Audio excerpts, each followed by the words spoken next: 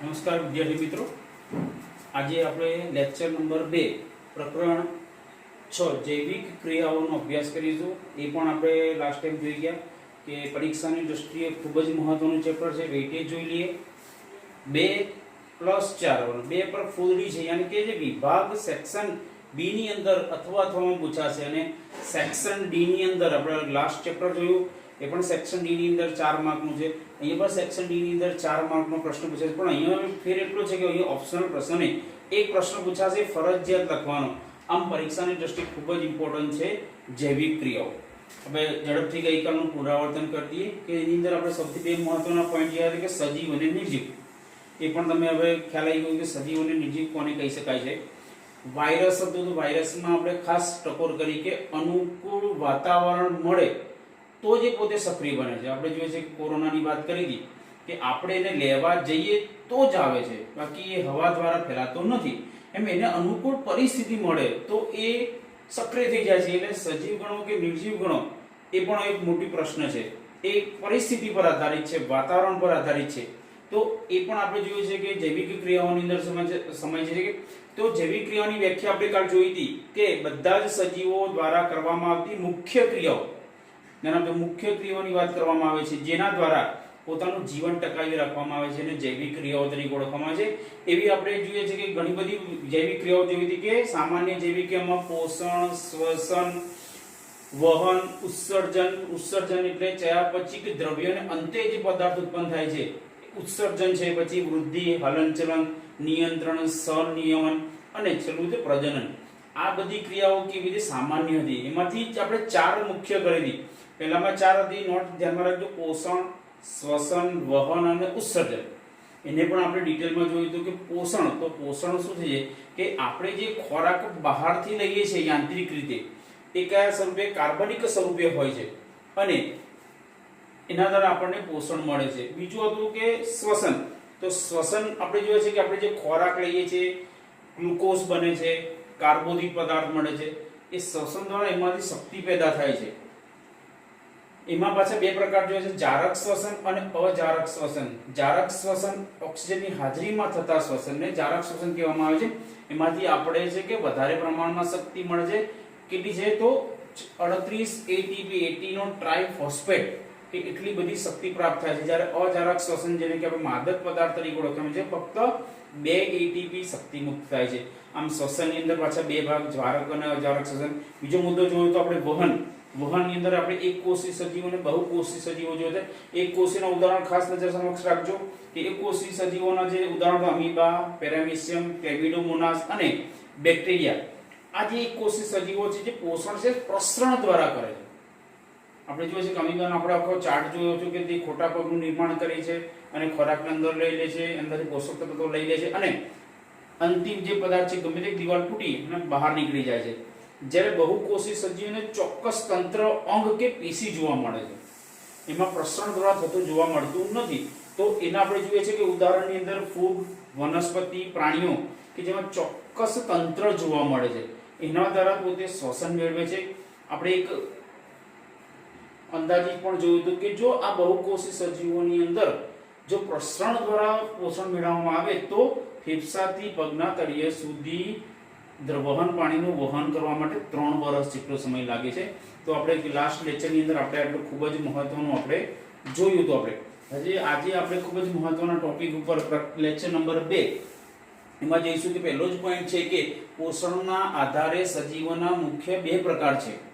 એ પેલું નામ ઉપર જ આપી કે સ્વાવલંબી, પરાવલંબી, એટલે કે વિષમપોષી, સ્વપોષી, એટલે કે એના પ્રશ્નો પરથી જ ખબર પડી સ્વપોષી કે જે આપણે સ્વપોષીનું પેલા ઉદાહરણ લઈ લઈએ તો પેલી લીલી વનસ્પતિ મોટી જે સ્વપોષી છે અને કેટલાક બેક્ટેરિયા કે જીવાણુ પણ કેવા છે કે સ્વયંપોષી છે। સ્વયંપોષી કે જે વનસ્પતિ, બેક્ટેરિયા પોતાનો ખોરાક પોતાની જાતે બનાવે તો તેવા સજીવોને સ્વપોષી સજીવો તરીકે ઓળખવામાં આવે છે।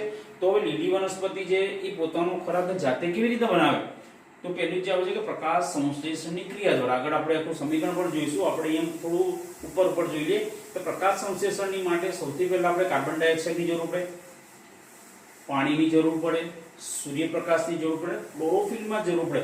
ક્લોરોફિલ વનસ્પતિ ક્લોરોફિલ છે કે ન ખબર પડે કે વનસ્પતિનો કલર લીલા રંગનો હોય છે મોટા ભાગે, લીલો કલર, ધેટ મીન્સ કે હરિત દ્રવ્ય ક્લોરોફિલ. આટલી 4 વસ્તુ વચ્ચે પ્રક્રિયા થઈ અને આપણને શું થઈ જાય કે કાર્બોદિત પ્રકાર ગ્લુકોઝ જેને આપણને પ્રાપ્ત થાય છે એ જારક શ્વસનની ક્રિયા તરીકે ઓળખવામાં આવે છે. એમાંથી જટિલ દ્રવ્ય છે એનું ઓક્સિજન અને કાર્બન ડાયોક્સાઇડ એ અકાર્બનિક સ્ત્રોત સ્વરૂપે પ્રાપ્ત કરે છે. આમ સ્વયંપોષી કે સૌથી મોટો સ્ત્રોત કયો છે? લીલી વનસ્પતિ પ્રકાશ સંશ્લેષણના અંતે ગ્લુકોઝ નામનો પદાર્થ બનાવે છે, કાર્બોદિત પદાર્થ છે, એમાંથી આપણે પોષણ મેળવીએ છીએ. આપણે આગળ જોઈ ગયા કે જો ઓક્સિજનની હાજરી હોય તો આપણને વધારે પ્રમાણમાં આપણને પોષણ પ્રાપ્ત થાય છે. એ બીજા અમુક આપણે જે ક્રોધનો ખોરાક ખાઈએ છીએ આપણી જરૂરિયાત કરતાં વધારે ખાતા હોઈએ તો અમુક પદાર્થો આપણા શરીરમાં મેદ સ્વરૂપે સંગ્રહ થાય. આગળ આપણે ડિટેલમાં જોઈશું. તો સ્વયંપોષી, બીજું છે વિષમપોષી. વિષમપોષીના ઉદાહરણ છે કે પ્રાણીઓ અને ફૂગ. કે વિષમપોષી જે સ્વયંપોષી હતો કે જે વનસ્પતિ પોતાનો ખોરાક જાતે બનાવે. તો આમાં જે ખોરાક એક પ્રાણી બીજા પ્રાણી, એક વનસ્પતિ બીજા વનસ્પતિ પર ખોરાક માટે આધાર રાખે તો એ કોના પર આધાર રાખે છે? મોટો સ્ત્રોત સ્વાવલંબી, યાની કે લીલી વનસ્પતિ પર પ્રત્યક્ષ અને પરોક્ષ રીતે આધાર રાખે છે, જેને કહેવામાં આવે છે કે વિષમપોષી, કે પોતાનો ખોરાક જાતે બનાવતો નથી. તો કોના પર આધાર રાખે છે? લીલી વનસ્પતિ પર પ્રત્યક્ષ અને પરોક્ષ રીતે આધાર રાખે છે. જેમ કે આપણે જોઈએ છે કે પ્રાણીઓ છે કે પ્રાણીઓ લીલી વનસ્પતિનો સીધો ઉપયોગ કરી લે તો એને બધા પોષક તત્વો મળી ગયા. ઘણા છે આપણે પણ લીલી વનસ્પતિના શાકભાજી તરીકે ઉપયોગ કરીએ છીએ. ઘણા માંસાહારી હોય તો એ આવા માંસાહારી પ્રાણીનો ખોરાક તરીકે ઉપયોગ કરે. માંસાહારી પ્રાણીમાંથી પરોક્ષ રીતે કે પ્રાણીઓ વનસ્પતિ ખાધી, વનસ્પતિમાંથી પોષક તત્વો પ્રાણીઓની અંદર આવી ગયા, એનો લોકો ખોરાક તરીકે ઉપયોગ કરે. પ્રત્યક્ષ પરોક્ષ રીતે કોના પર આધાર? લીલી વનસ્પતિ પર આધાર રાખે છે. તો સ્વયંપોષીની અંદર આપણે એટલું છે કે જટિલ પદાર્થને સરળ પદાર્થમાં શું કરે છે કે વિઘટન કરી નાખે, કે જે ખોરાક ખાઈએ છે કે જટિલ સ્વરૂપમાં હોય સરળ સ્વરૂપમાં રૂપાંતર કરે, એટલે સુપાચ્ય હોય છે, જેનું વિઘટન આપણા શરીરની અંદર થતું જોવા મળે છે. એના માટે 2 ઉત્સેચકો અને ઉદ્દીપકો આ ખૂબ મહત્વનો ભાગ હોય. ઉદ્દીપકો પણ ભાગ ભજવે છે અને ઉત્સેચકો પણ ભાગ ભજવે છે. આપણે જોઈએ છે કે આપણા જે મોઢાની અંદર લાળ રસ છે એ પણ એક પ્રકારનો ઉત્સેચક છે. આપણે હોજરીની અંદર જે મધ હાઇડ્રોક્લોરિક એસિડનો સ્રાવ છે કે ઉત્સેચકો અને ઉદ્દીપકો છે. આનો ઉપયોગ કરી અને આપણે શું થઈ જાય છે કે એનું વિઘટન થવામાં મદદ પડે છે. એની એક્ઝેક્ટ વ્યાખ્યા છે કે જે સજીવો પોષણ માટે અન્ય સજીવો, વનસ્પતિ કે જીવાણુ પર આધાર રાખે તો તેને વિષમપોષી તરીકે ઓળખવામાં આવે છે. આમ સ્વયંપોષી પોષણના આધારે, ત્યાં જે મુખ્ય છે પોષણના આધારે મુખ્ય 2 પ્રકાર, સ્વયંપોષી અને વિષમપોષી. એના બંનેના ઉદાહરણ, બંનેનું આ રીતના પ્રકાશ સંશ્લેષણની ક્રિયા કરે છે. એક સજીવ પોષણ માટે અન્ય સજીવ પર આધાર રાખે, વિષમપોષી તરીકે ઓળખવામાં આવે છે. આમ ખૂબ જ મૌલિક પ્રશ્ન છે, બરોબર છે. કોઈ ખાસ ઉદાહરણ ખાસ ધ્યાનમાં રાખવાનું. આના ઉદાહરણની અંદર આપણે જોઈએ લીલી વનસ્પતિ, જીવાણુ છે, જ્યારે આની અંદર આપણે જોઈએ કે પ્રાણીઓ અને ફૂગ છે. આગળનો પોઈન્ટ છે કે સ્વયંપોષી પ્રકારનું પોષણ. સ્વયંપોષી પ્રકારનું પોષણ છે કે આપણે જોઈએ છે કે લીલી વનસ્પતિ આ પ્રકારનું સ્વયંપોષી પ્રકારનું પોષણ મેળવે છે. તો સૌથી આપણે જ વાત કરી છે કે એ પોતે શું કરે છે કે તો પ્રકાશ સંશ્લેષણની ક્રિયા કરે છે. એ પોતાનો ખોરાક પોતાની જાતે બનાવે છે. આપણી અંદર આપણે જોઈએ છે કે આપણો પોતાનો ખોરાક જાતે બનાવવાનું તો પહેલું જ કામ એ છે કે આપણી અંદર એક તો હરિત દ્રવ્ય નથી, ક્લોરોફિલ નથી, જે દેખાઈ આવે છે લીલા કલરનું હોય છે. તો એ પણ છે એ છે કે એ આપણો પોતાનો ખોરાક જાતે બનાવી શકતા નથી. તો આપણે કોણ છે કે પ્રકાશ સંશ્લેષિત સજીવો યાની કે વનસ્પતિ અને સજીવો પર આધાર રાખે છે. તો મુખ્ય જે પ્રકાશ સંશ્લેષણની ક્રિયા માટે સૌથી પહેલું શું છે મહત્વનું છે કે પાણી. જે વનસ્પતિ છે એ જમીનમાંથી પાણી મેળવે, વાતાવરણમાંથી કાર્બન ડાયોક્સાઇડ મેળવે, અને બીજું સૂર્યપ્રકાશ પણ જરૂરી છે, ક્લોરોફિલ પણ જરૂરી છે. આ 4 વસ્તુઓ જે જે પ્રક્રિયા થઈ અને કાર્બોદિત ગ્લુકોઝ C6H12O6 પાણી અને કાર્બન ડાયોક્સાઇડ ઉત્પન્ન થાય છે.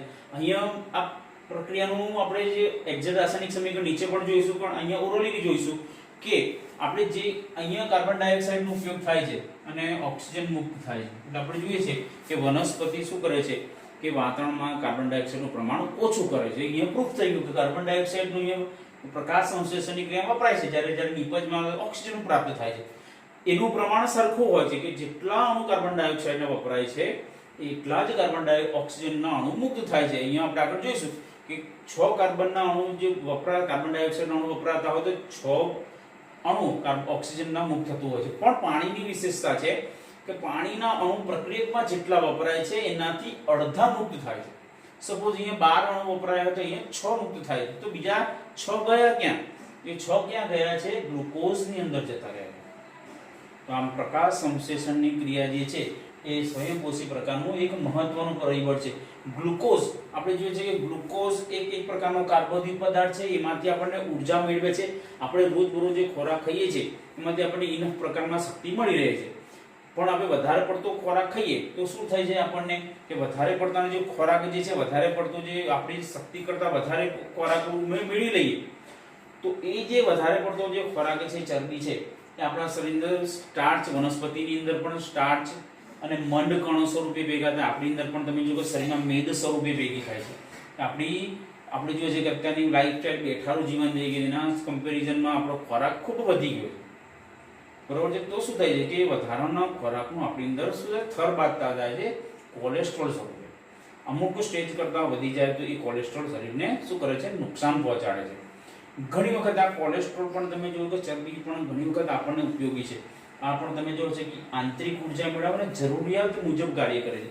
એ આપણા શરીરની જે આંતરિક ક્રિયાઓ છે એના માટે પણ કામ કરે છે અને જરૂરિયાત મુજબ કે જેમ કે આપણને કોઈ રોગ થાય કે ટાઇફોઇડ છે, મેલેરિયા છે, તો એવા રોગો થાય ત્યારે પહેલું જ આપણને ડૉક્ટર કે ખાવાનું બંધ કરી દો, મગનું પાણી આપી દો, તો અઠવાડિયા સુધી એટલું કરો તો કે આપણે ક્યાંય મરી નથી જતા કે આપણે અશક્તિ નથી આવી જતી, તો શું થાય?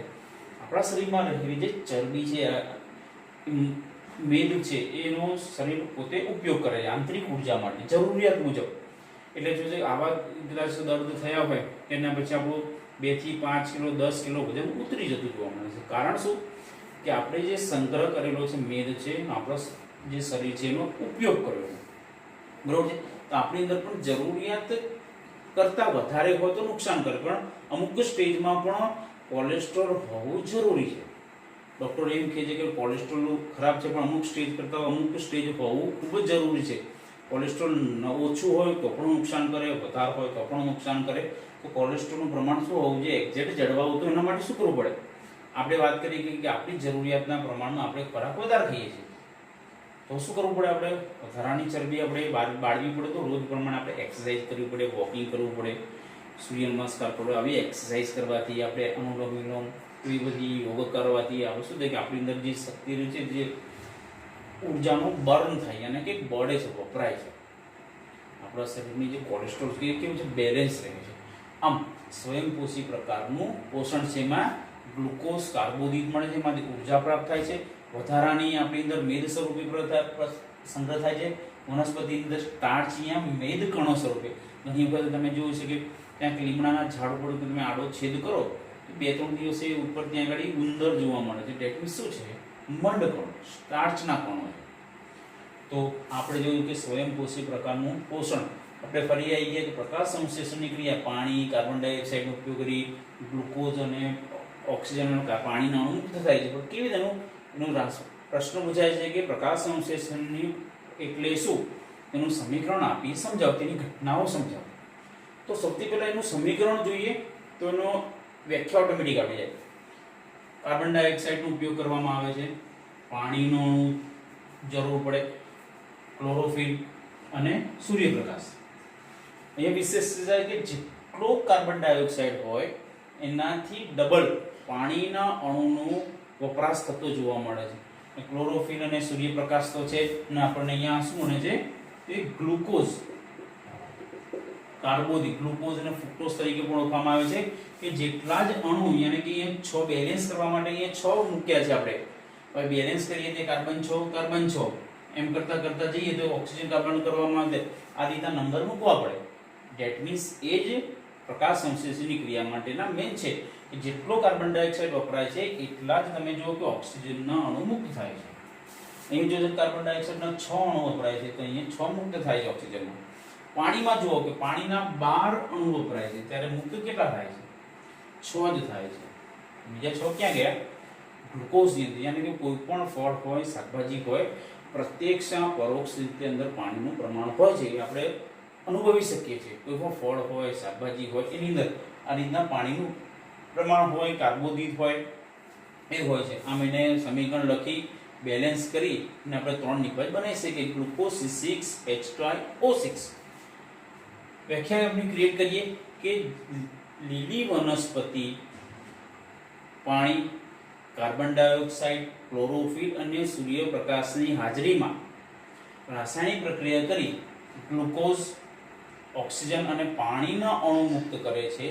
આવી પ્રક્રિયાને પ્રકાશ સંશ્લેષણની પ્રક્રિયા તરીકે ઓળખવામાં આવે છે. સમીકરણ એક્સપ્લેન કરું તો શું થઈ જાય છે? વ્યાખ્યા થઈ જાય. એની ઘટનાઓ ખૂબ મહત્વની છે, ખાસ ધ્યાન આપજો કે એ ક્લોરોફિલ છે, એ ક્લોરોફિલ જ મહત્વનો છે કે પ્રકાશ ઉર્જાનું શોષણ કરે છે. સૂર્યમાંથી જે શક્તિ મેળવે છે એનું શોષણ ક્લોરોફિલ કરે છે, લીલો કલર છે. પ્રકાશ ઉર્જાનું રાસાયણિક ઉર્જામાં રૂપાંતર થાય છે કે સૂર્યપ્રકાશમાંથી જોઈએ છે કે તમે જુઓ છો કે હમણાં જ ન્યૂઝ આવ્યા છે કે અંબાજી ગબ્બર પર જે એક મહારાજ હતા એ વર્ષોથી કશું ખાતા નહોતા, તો એમને કશું નહોતું, વૈજ્ઞાનિકોએ ટેસ્ટ કર્યો પણ કશું કે એ લોકો બહારથી ખોરાક નથી, તો એમની અંદર શું હતું? પ્રકાશ શક્તિનું રાસાયણિક શક્તિમાં રૂપાંતર. સૂર્ય શક્તિના શરીર ગ્રહણ કરતું હતું ને એમની રોજની જરૂરિયાત મળી રહેતી હતી. આ ઘણા મહાનુભાવો છે કે ભક્તિ સૂર્યપ્રકાશ ઉપર આધારિત છે, બધા નહીં, આવા વિશિષ્ટ લોકો જ છે. એ શું કરે છે? પાણી છે, પાણીનું વિઘટન કરી દે અને હાઇડ્રોજન અને ઓક્સિજનમાં વિઘટન કરી દે. આમ પ્રકાશ ઉર્જાનું રાસાયણિક ઉર્જામાં વિઘટન કરી દે છે. આ બીજા નંબરની ઘટના છે. અને ત્રીજું છે કે કાર્બન ડાયોક્સાઇડનું કાર્બોદિતમાં રિડક્શન કરે છે. જે કાર્બન ડાયોક્સાઇડ છે એમાંથી જ આપણે જોઈએ છે કે આ કાર્બોદિત યાની કે ગ્લુકોઝ પદાર્થ બનાવે છે. આમ 3 ખૂબ મહત્વની ઘટનાઓ છે: વ્યાખ્યા, સમીકરણ અને ઘટનાઓ. ક્લોરોફિલ દ્વારા પ્રકાશ ઉર્જાનું શું કરે છે? શોષણ કરે. પ્રકાશ ઉર્જાનું રાસાયણિક ઉર્જામાં રૂપાંતર કરે છે, જેમ કે H2O હોય એમાંથી H2O અને O2 માં વિઘટન થતું જોવા મળે છે. અને કાર્બન ડાયોક્સાઇડનું કાર્બોદિતમાં રિડક્શન થતું જોવા મળે છે અને કાર્બોદિત પદાર્થ જોવા મળે છે. આમ પ્રકાશ સંશ્લેષણનું સમીકરણ, વ્યાખ્યા અને એની ઘટનાઓ. હવે જોઈએ છે કે જે પ્રકાશ સંશ્લેષણની જે ક્રિયાઓ છે એ સૌથી વધારે ક્યાં આગળ જોવા મળે છે? સૌથી વધારે પ્રકાશ સંશ્લેષણ પર્ણની ઉપરની સપાટી પર જોવા મળે છે. તો પર્ણની ઉપરની સપાટી પર આવા પર્ણરંધ્ર જોવા મળે છે, વાયુરંધ્ર જોવા મળે છે. આ રીતના વાયુરંધ્ર જોવા મળે છે. વાયુરંધ્ર છિદ્ર છે. અહીંયા જે મૂત્રપિંડ આકારના જે કોષો છે, આ જે અહીંયા વાટો ભાગ છે આપણે એ રક્ષક કોષો છે. આ જે છે એ હરિતકણ છે. આ રક્ષક કોષો ખુલ્લા ક્યારે થાય? કે જ્યારે પ્રકાશ સંશ્લેષણની ક્રિયા થાય ક્યારે થાય છે? કે જ્યારે જમીનમાંથી પાણી આવે એટલે રક્ષક કોષોની અંદર પાણી ભરાય એટલે રક્ષક કોષોનું જે વાયુરંધ્ર છે એ છિદ્ર ખુલી જાય. એટલે અહીંથી શું થાય છે કે પ્રકાશ સંશ્લેષણની ક્રિયા થતી જોવા મળે છે. એટલે પ્રકાશ સંશ્લેષણની ક્રિયા થતી જોવા મળે ક્યારે થાય? કે જ્યારે એ પર્ણની ઉપરની સપાટી પર આ રીતના થાય છે કે એના પર્ણરંધ્રમાં પાણી ભરાય એટલે પર્ણરંધ્ર શું થઈ જાય? ખુલી જાય. હવે એની પણ કેપેસિટી હોય, પ્રકાશ સંશ્લેષણની ક્રિયા હોય. જ્યારે નીચેથી પાણી આવવાનું બંધ થઈ જાય એટલે ધીરે ધીરે રક્ષક કોષો બંધ થઈ જાય. રક્ષક કોષો બંધ થઈ જાય એટલે પ્રકાશ સંશ્લેષણની ક્રિયા બંધ થતી જવાય, પાણીનું બાષ્પીભવન થતું અટકી જાય છે. બંધ પ્રકારની જેમ અહીંયાથી પાણી નીકળી જાય તો રક્ષક કોષો થઈ જાય છે બંધ થતા જવાય. બંધ થઈ જાય એટલે પ્રકાશ સંશ્લેષણની ક્રિયા શું થઈ જાય છે? અટકી જાય છે. આમ વનસ્પતિ પણ પોતે પાણીનું નિયમન, આપણા શરીરનું નિયમન કે ઉનાળાની અંદર પરસેવા સ્વરૂપે થતું જોવા મળે છે તો આપણે પાણી વધારે પીવું પડે. એ વનસ્પતિ પોતે પણ પોતાની જાતે બેલેન્સ કરે છે. રણ પ્રદેશની અંદર તમે જુઓ છો કે સૂર્યપ્રકાશ વધારે હોય છે, જમીનમાં પાણી ઓછું હોય છે, સૂર્યનો તાપ વધારે હોય ત્યારે આગળ શું છે? બાષ્પોત્સર્જનનો દર વધારે હોય છે. ત્યારે ત્યાંની જે વનસ્પતિ શું કરે છે? આગળના ધોરણમાં શીખી ગયા કે પર્ણનું કંટકમાં રૂપાંતર કરે. કંટકમાં રૂપાંતર કરે એટલે આવા પર્ણરંધ્રો દેખાય છે. પાણીનું બાષ્પીભવન થાય નહીં. કેમ? કે જમીનમાં પાણીનું પ્રમાણ ઓછું છે એટલે રક્ષક કોષો ખુલતા જ નથી. આમ ખુલ્લા પ્રકારનું અને બંધ પ્રકારનું આ રીતના પર્ણરંધ્ર જોવા મળે છે. વાયુરંધ્ર તરીકે ઓળખવામાં આવે છે. એ પ્રકાશ સંશ્લેષણની ક્રિયામાં ખૂબ જ મહત્વ ધરાવે છે. તો આ આખો પોઈન્ટ કેવો થઈ ગયો કે આપણે મહત્વનો જોઈએ કે પોષણના આધારે સજીવોના 2 પ્રકાર છે: સ્વયંપોષી, પરપોષી જોયું આપણે. પછી સ્વયં પ્રકારનું જોયું કે સ્વયંપોષી પ્રકારનું પોષણ. એની અંદર આપણે પ્રકાશ સંશ્લેષણ જોયું, પ્રકાશ સમીકરણ જોયું, વ્યાખ્યા જોઈ, એની ઘટનાઓ જોઈ, વાયુરંધ્ર, પર્ણરંધ્ર જોયા. તો આપણે જોઈએ છે કે આખી પ્રક્રિયાના અંતે આપણે એટલું પ્રસ્થાપિત કરી શકીએ છીએ કે વનસ્પતિની પ્રકાશ સંશ્લેષણની ક્રિયાના અંતે આપણે એટલું પ્રસ્થાપિત કરી શકીએ કે પ્રકાશ સંશ્લેષણની ક્રિયા માટે ખૂબ જ જરૂરી છે. તો સૌથી પહેલા જોઈએ છે કે કાર્બન ડાયોક્સાઇડ જરૂરી છે. આપણે જોયો કે કાર્બન ડાયોક્સાઇડ ન હોય તો પ્રકાશ સંશ્લેષણની ક્રિયા ન થાય. બીજું મહત્વનું પોઈન્ટ કયો છે કે ક્લોરોફિલ છે. ક્લોરોફિલ ન હોય, લીલો કલર ન હોય તો પણ પ્રકાશ સંશ્લેષણની ક્રિયા ન થાય. અને ત્રીજું મહત્વનું પરિબળ છે કે સૂર્યપ્રકાશ ન હોય. સૂર્યપ્રકાશ ન હોય તો પણ પ્રકાશ સંશ્લેષણની ક્રિયા થતી જોવા મળતી નથી. તો હવે આપણને ખબર કેવી રીતના પડે કે પ્રકાશ સંશ્લેષણની ક્રિયા જે છે એની અંદર 3 મહત્વનો ભાગ ભજવે છે. તો પહેલું જ આપણે એક પ્રવૃત્તિ આપી છે. પ્રવૃત્તિ નંબર 1 કે પ્રકાશ સંશ્લેષણ માટે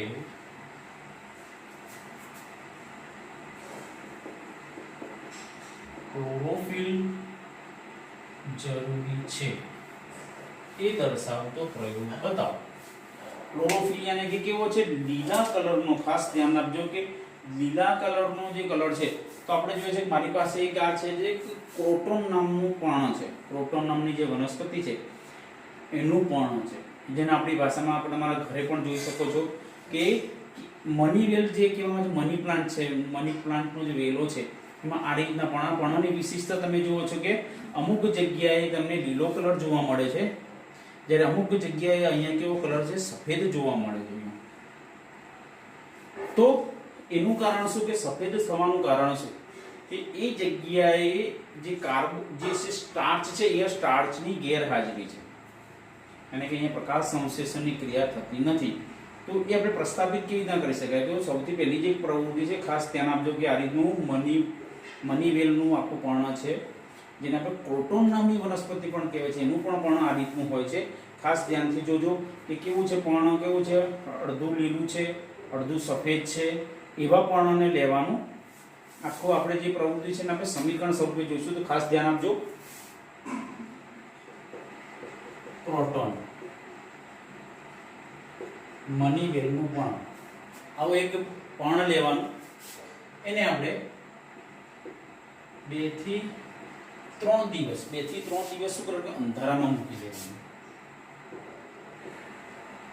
તો અંધારામાં મૂકીએ તો થાય શું? તો સૌથી પહેલા શું થાય કે એની અંદર જે આ સ્ટાર્ચ શું થઈ જાય છે? દૂર થઈ જાય, દેખાય નહીં. પણ આપણને આવું નવું દેખાય, પણ અંદર જે અંધારામાં રાખો એટલે સ્ટાર્ચ દૂર થઈ જાય. કેમ કે પ્રકાશ સંશ્લેષણની ક્રિયા ન થાય, અંદરથી સ્ટાર્ચ જતો રહે. ફરી પછી એને 6 કલાક સૂર્યપ્રકાશમાં રાખો. એટલે સૂર્યપ્રકાશમાં રાખો એટલે પાછી પ્રકાશ સંશ્લેષણની ક્રિયા થઈ જાય, પાછો સ્ટાર્ચ આવી જાય. ખાસ ધ્યાનમાં રાખજો. હવે આ જે પર્ણ છે એ પર્ણને તોડી દેવાનું અને એને આલ્કોહોલના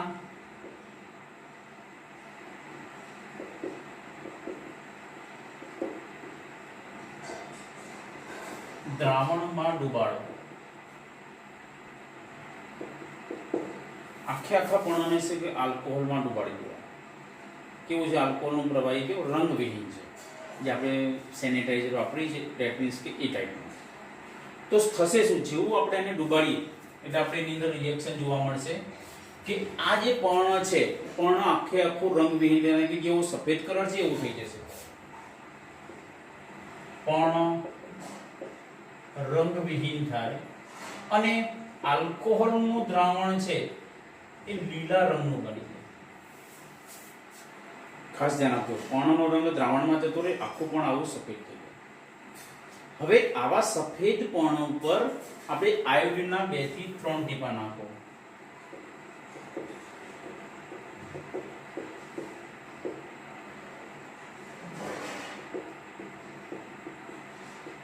તો શું રિએક્શન જોવા મળશે? જેવો આપણે આયોડિનના ટીપા નાખીશું ત્યારે વાસ્તવિક જે લીલો ભાગ હતો એ ભાગ કાળો થઈ જશે. ખાસ ધ્યાન આપજો કે વાસ્તવિક લીલો ભાગ કાળો અથવા ભૂરો બની જાય. જ્યારે આ જે બીજો ભાગ હતો જે સફેદ છે એ સફેદ જ રહેશે. ત્યારે આખું પણ કેવું થઈ ગયું, રંગવિહીન થઈ ગયું. અને ફરી આની પર આયોડીનનું ટીપું નાખો તો જ્યાં જ્યાં આપણને આવો ક્લોરોફિલ દેખાય છે હાલ ઓરિજિનલ, તે આખું પણ કેવું થઈ જાય છે કે કાળા અથવા ભૂરા રંગનું થઈ જાય. તો એના પરથી પ્રસ્થાપિત થઈ જાય કે પ્રકાશ સંશ્લેષણની ક્રિયા માટે ક્લોરોફિલ જરૂરી છે. તો આ પણ એક પ્રવૃત્તિ છે, એને આપણે આ રીતના આખી આપણે સમજાવી શકાય છે. ખાસ આપણે નવી રીતે દર્શાવી છે કે સમીકરણ સભ્ય દર્શાવી છે. અંદર આપણે એક ટાઈપનો પ્રયોગ હોય એ ટાઈપનો સમજાયેલો છે. તો ખાસ તમે ધ્યાન આપજો કે કેવી રીતના આપણે અહીંયા સમજાવવામાં આવ્યો છે. તો ફરી આપણે એને જોઈ લઈએ એને કે આવું ક્રોટોન અથવા મની વેલનું પર્ણ લઈ 2 થી 3 દિવસ અંધારામાં મૂકી દેવાનું. અંધારામાં મૂકો એટલે સ્ટાર્ચ દૂર થઈ જાય.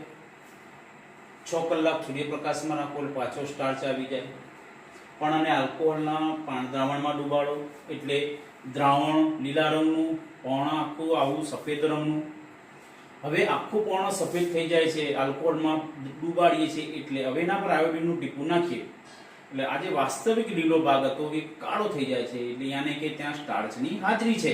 પ્રકાશ સંશ્લેષણના અંતે સ્ટાર્ચ બન્યો. આમ પ્રકાશ સંશ્લેષણની ક્રિયા માટે લીલો કલર આવશ્યક છે. એ પ્રૂફ થાય છે. જ્યારે જે વાસ્તવિક સફેદ ભાગ હતો એ સફેદ જ રહ્યો. કારણ કે ત્યાં આગળ ક્લોરોફિલ હતું જ નહીં, પ્રકાશ સંશ્લેષણની ક્રિયા પણ ન થઈ અને ત્યાં આગળ આપણને કોઈ પણ પ્રકારનું સ્ટાર્ચનું નિર્માણ ન થયું. આમ બીજો પ્રયોગ પણ આપણે જોઈશું કે હવે બીજો પ્રયોગ આપણે શેના પર આધારિત છે કે પ્રકાશ સંશ્લેષણની ક્રિયા માટે પ્રવૃત્તિ નંબર 2 પ્રકાશ સંશ્લેષણની ક્રિયા માટે. તો બીજા નંબરમાં શું કાર્બન ડાયોક્સાઇડ જરૂરી છે.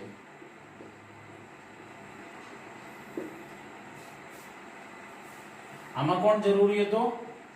ક્લોરોફિલ જરૂરી હતો. આમાં કોણ જરૂરી છે? કાર્બન ડાયોક્સાઇડ જરૂરી છે. તો એ પ્રયોગને આપણે જોઈએ. એ પ્રયોગમાં આપણે કેવી રીતના આપણે આખો એને પણ આપણે સમીકરણ સ્વરૂપે જોઈશું કે સૌથી પહેલા આપણે 2 છોડ લેવા, એક સરખા 2 છોડ લેવાના. એ પાછા કુંડા સાથે, કુંડાની અંદર વાયેલા હોય ને એ રીતે એને 3 દિવસ કેવા રાખવો કે આપણે અંધારામાં રાખવો. 3 દિવસ અંધારામાં રાખવો એટલે થાય શું કે આની અંદરથી સ્ટાર્ચ શું થઈ જાય છે? દૂર થઈ જાય છે. હવે 2 છોડમાંથી એક છોડની અંદર KOH યાની કે પોટેશિયમ હાઇડ્રોક્સાઇડની ડીશ મૂકવાની અને બીજા છોડની અંદર કશું મૂકવાનું નહીં. ખાસ ધ્યાન આપજો, છોડ કુંડા સાથે છે. એક છોડની અંદર સાથે શું મૂકવાનું? KOH ની ડીશ મૂકવાની, બીજામાં ડીશ નહીં મૂકવાની. અને એ જે છોડને છે એ બેલ જાળથી ઢાંકી દેવાની.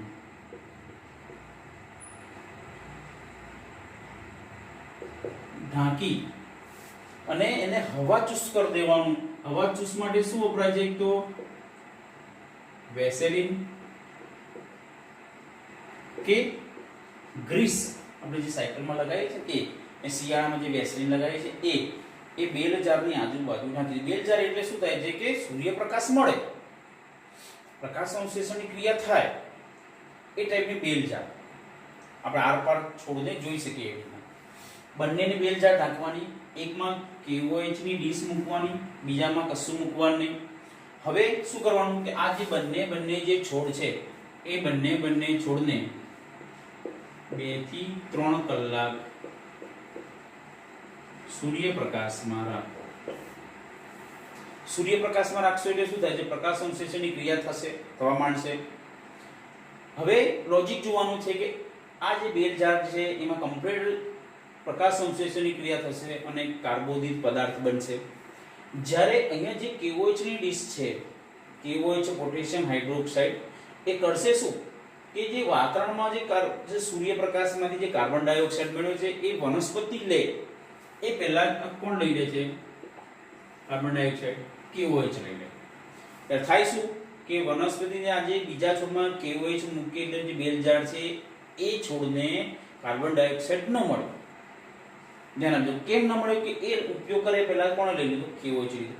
આ બીજા છોડની અંદર કમ્પ્લીટ આ છોડને કાર્બન ડાયોક્સાઇડ મળે છે. હવે આ બંનેમાંથી એક એક પર્ણ લેવાનું, આમાંથી પણ એક પર્ણ લેવાનું, આમાંથી પણ એક પર્ણ લેવાનું, અને બંનેને શેમાં ડૂબાડવાના?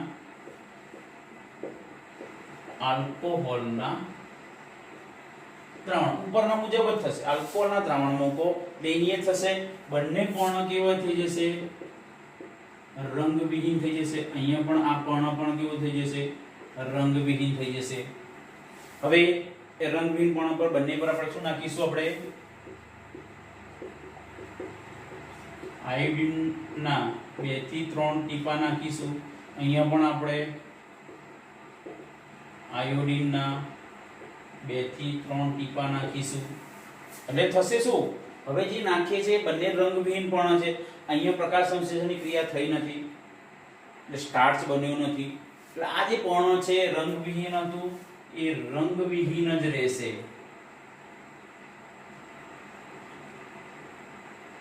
यानी કે સફેદ રહેશે. જ્યારે આ આખું આ પર્ણ કેવું થશે? કાળું અથવા ભૂરું થઈ જશે.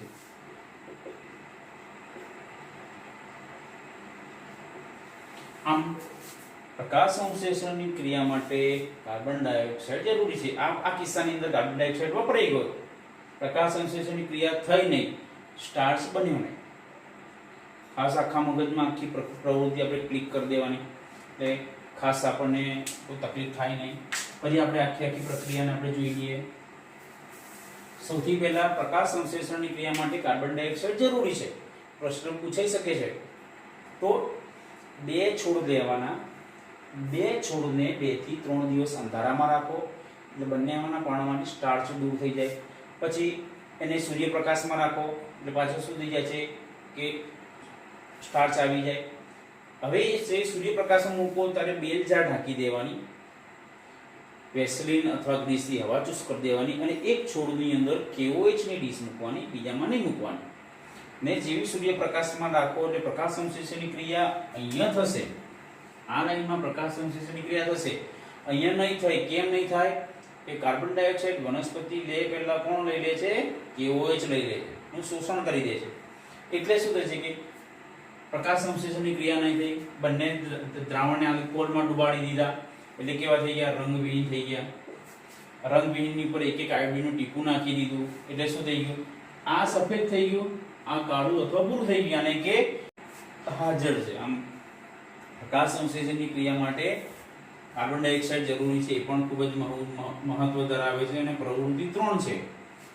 ક્લોરોફિલ આવી ગયો, કાર્બન ડાયોક્સાઇડ આવી ગયો, મેઇન વસ્તુ તો રહી ગયું કે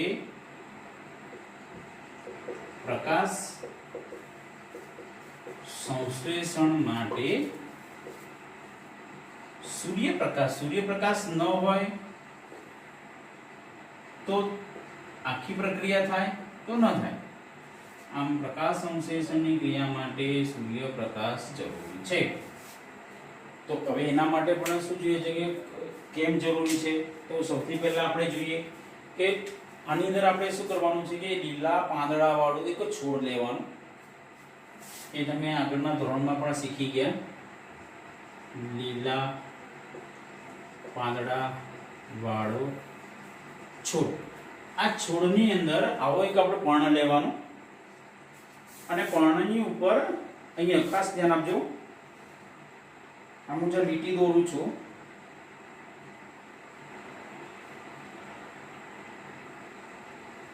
એટલા ભાગમાં એલ્યુમિનિયમની પટ્ટી લગાવી દેવાની. એલ્યુમિનિયમની પટ્ટી એટલે કેવી? કે એલ્યુમિનિયમનો કોઇલ જોયું કે આપણે જ્યાં આપણે બહારથી ખોરાક આપણે પેક કરાવીને લાવીએ છીએ ત્યારે જે સફેદ કલરનું કાગળ હોય છે, એ સફેદ કલરનું જે કાગળ હોય છે એ એલ્યુમિનિયમનું કોઇલ કે એ શું કરે છે કે બહારના તાપમાનની ખોરાક ઉપર અસર થવા દેતી નથી, યાની કે ખોરાકને તાજો રાખે છે, યાની કે વાતાવરણની અસર થતી નથી. યાની કે અહીંયા આપણે એલ્યુમિનિયમની પટ્ટી લગાવી દઈશું એટલે સૂર્યપ્રકાશની આના પર અસર થશે નહીં. આપણા આગળ આપણે પ્રયોગ આવી ગયો છે. આ રીતની એલ્યુમિનિયમની પટ્ટી લગાવી દેવાની. એ પટ્ટી લગાવી દેવાની એલ્યુમિનિયમની પટ્ટી લગાવી દેવાની. પછી પર્ણને આપણે શું કરવાનું કે 2 થી 3 દિવસ અંધારામાં મૂકી દેવાનું. બરોબર છે. અને પછી પાછું કે શું મૂકી દેવાનું? સૂર્યપ્રકાશમાં મૂકી દેવાનું. સૂર્યપ્રકાશમાં મૂકો એટલે શું થશે? આટલી જગ્યાએ સૂર્યપ્રકાશ નહીં પડે, આ ઉપર અને નીચે સૂર્યપ્રકાશ પડશે. હવે આ જે પર્ણને શેમાં ડુબાડવાનું? આલ્કોહોલના દ્રાવણમાં ડુબાડો. આલ્કોહોલમાં ડુબાડો એટલે થાય એનું એ કે આખું પર્ણ કેવું થઈ જાય? રંગવિહીન થઈ જાય, દ્રાવણ લીલું થઈ જાય, પર્ણ સફેદ થઈ જાય. આ જે સફેદ પર્ણ પર પર્ણ કેવું થઈ જાય છે? રંગવિહીન પર્ણ, દ્રાવણ લીલું, પર્ણ રંગવિહીન. હવે આના પર આપણે આયોડિન નું ટીપું નાખવામાં આવે. 2 થી 3 ટીપા નાખવામાં આવે તો શું થશે કે જ્યાં એલ્યુમિનિયમની પટ્ટી હતી એ ભાગ કેવો થશે? સફેદ રહેશે. જ્યારે આ ભાગ કેવો થશે? કાળો અથવા લીલો થઈ જશે. એ એલ્યુમિનિયમની પટ્ટી વાળો ભાગ સફેદ રહેશે, યાની કે ત્યાં સ્ટાર્ચનું નિર્માણ ન થયું. કેમ ન થયું? કે ત્યાં સૂર્યપ્રકાશ ન થયો. આમ પ્રકાશ સંશ્લેષણની ક્રિયા માટે સૂર્યપ્રકાશ પણ જરૂરી છે. અહીંયા સૂર્યપ્રકાશ ન પડ્યો, સ્ટાર્ચ ન બન્યો. અહીંયા 2 જગ્યાએ સૂર્યપ્રકાશ પડ્યો, ત્યાં આગળ આપણે શું થઈ જાય છે? કે સ્ટાર્ચ બન્યું. યાની કે એલ્યુમિનિયમની પટ્ટી વાળો ભાગ કેવો થઈ ગયો? સફેદ થઈ ગયો. બાકીનો ભાગ ભૂરો અથવા કાળો બની ગયો. આમ 3 પ્રવૃત્તિ મહત્વની છે. પ્રકાશ સંશ્લેષણ માટે ક્લોરોફિલ પણ જરૂરી છે, કાર્બન ડાયોક્સાઇડ પણ જરૂરી છે અને સૂર્યપ્રકાશ પણ જરૂરી છે. તો વિદ્યાર્થી મિત્રો, આજે ખૂબ જ ઇમ્પોર્ટન્ટ આપણે જોયું કે સ્વયંપોષી, પરપોષી, સ્વાવલંબી અને 3 પ્રવૃત્તિ. એ ખાસ પ્રવૃત્તિમાંથી ટૂંકા પ્રશ્ન પૂછી શકાય, 4 માર્કનો પ્રશ્ન પણ પૂછી શકાય. આમ આખી પ્રવૃત્તિ આપણા મગજમાં ક્લિયર હોવી જોઈએ. તો વિદ્યાર્થી મિત્રો, આજે આટલું જ. કાલે આનાથી ખૂબ જ મહત્વના પોઈન્ટ આપણે જોવાના છે. ઘરે રહો ને સુરક્ષિત રહો.